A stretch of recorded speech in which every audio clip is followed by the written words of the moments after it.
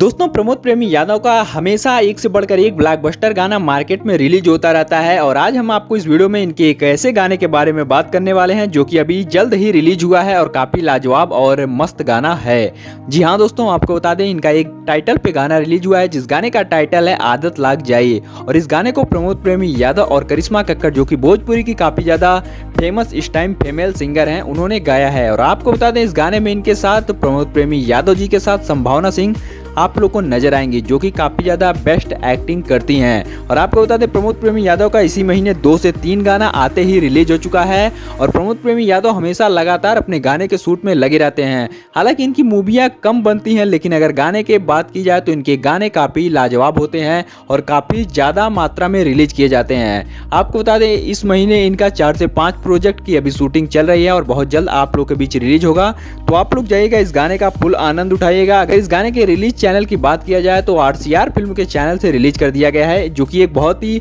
बेहतरीन चैनल है। तो आप लोग जाइएगा इस गाने का फुल आनंद उठाइएगा और हमें नीचे कमेंट बॉक्स में जरूर बताइएगा कि आप लोग को ये वीडियो कैसी लगी।